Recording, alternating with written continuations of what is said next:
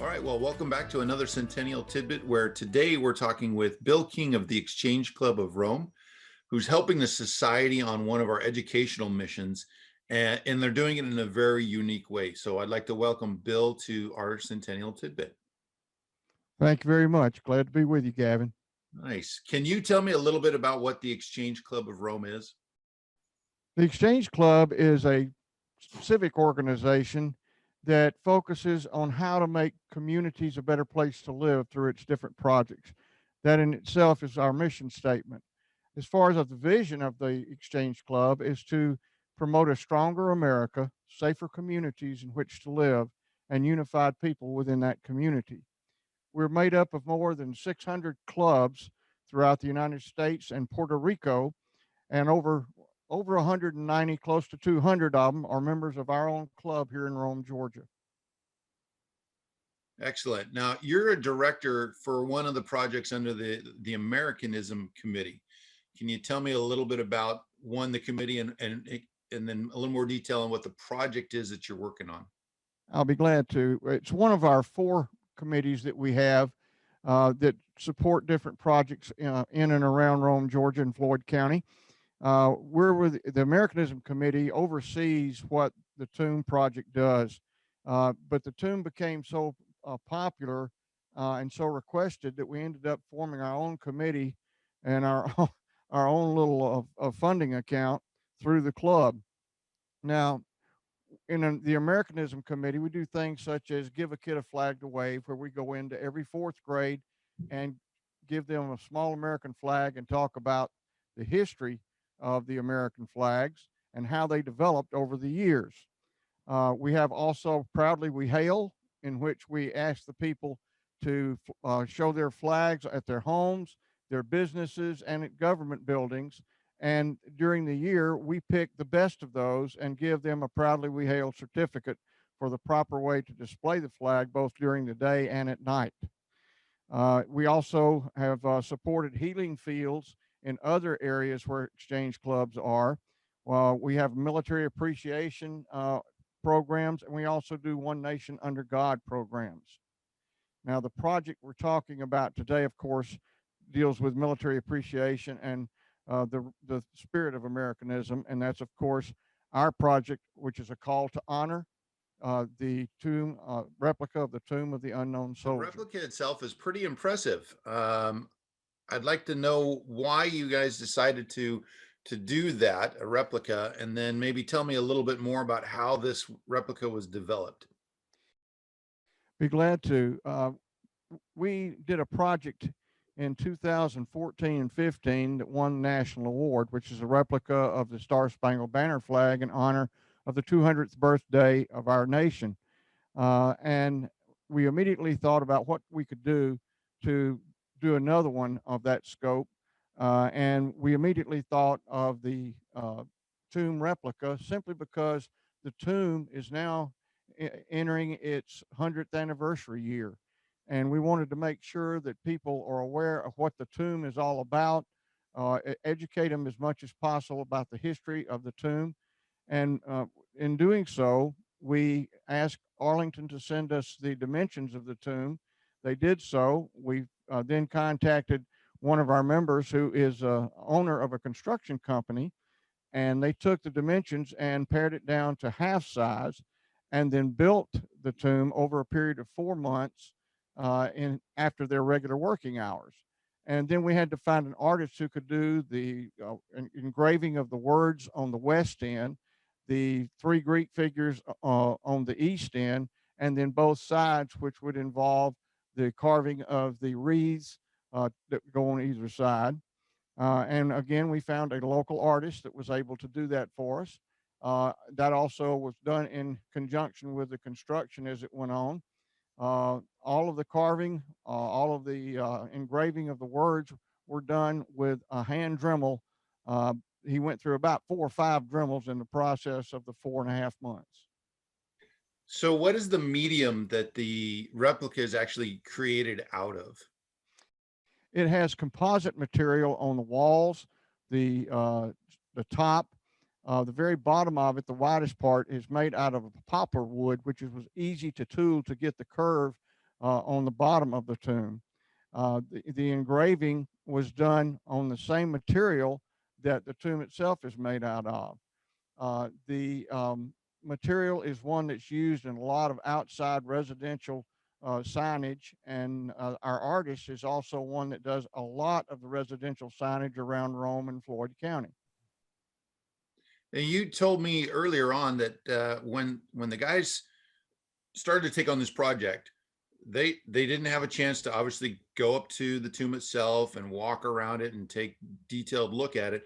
They're doing this project solely based on photographs. Is that right? That's correct.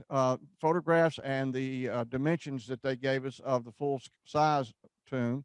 Um, the artist is the one that really focused on the photographs. They sent him 5 really fine photographs of the top and all around the tomb, and from that he was able to recreate what is on the tomb to a quite detailed version. I think they've done an outstanding job. It definitely captures the flavor of the detail when it comes to the actual Tomb of the Unknown Soldier itself. You know, you said that you completed this after about 4 months of construction and work, and you guys unveiled it in about 2015. How has the public responded to seeing this half-scale replica of the tomb? Our first presentation was on Memorial Day of 2015, right after we had gotten the World War I tomb. We did not have the crypts to begin with, but the response to just the tomb was amazing.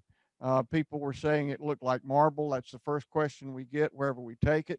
And then we added the crypts in the following fall at our fair and premiered them there.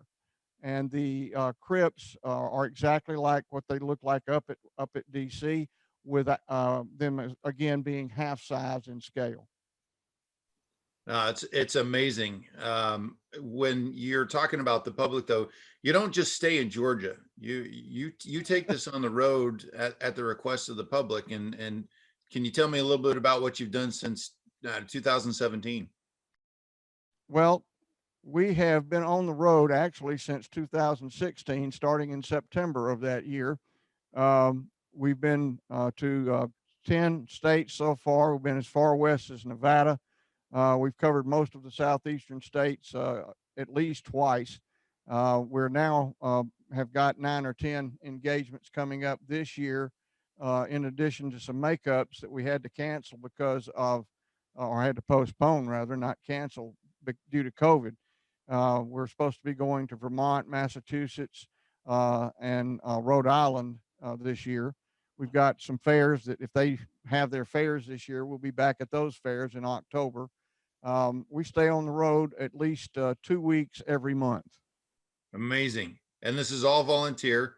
You guys are doing it out of the goodness of your heart to help educate. And I know that when we connected as 2 different organizations, the mission was the same, which was to educate people about the history of the Tomb of the Unknown Soldier, each of the unknown soldiers that's buried there, and to reaffirm to the public how our nation will never forget the service and sacrifice of others.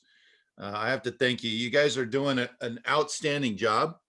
And I know that when we can get our society members to support your mission as you support us, they come back with some great stories about how the public really is enamored with what you are doing.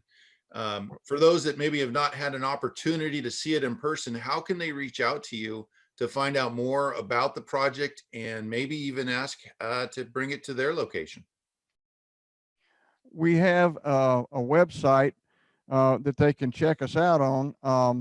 Our club website, I believe, and I've got my IT people here, and they correct me if I'm wrong.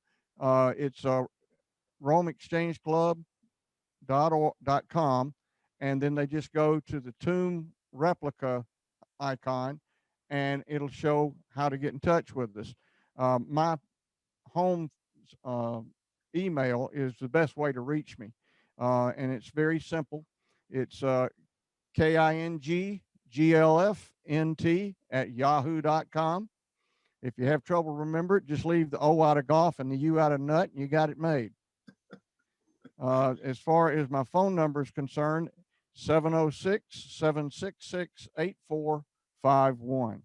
And we'll be glad to see if we can send you all the materials needed to make sure that we can come and share this wonderful project with you. And I would like to say at this point, Gavin, how nice it is to have some of the former tomb guards with us when we are on display, simply because they can tell it from a personal account what it means to them to be able to have walked the mat or changed the guard if they were one of the changers, and to have that personal contact with the people. It's amazing some of the questions that we get when we go places, and it's also amazing to see some of the requests that we have. We've had requests to lay wreaths at the tomb replica, and we've had the opportunity to do that with places such as Tahlequah, Oklahoma, with the Cherokee Nation, with 5 of the chiefs of the 7 different clans. We've also had wreaths laid at our replica at the site of the Oklahoma City bombing. Uh, it was just touching to see all that take place. We've had World War II veterans come up and want people to help them out of their wheelchair so they can stand and salute the replica, because they've never had the opportunity to go see the real one. And that's another reason that we feel it was important to do this.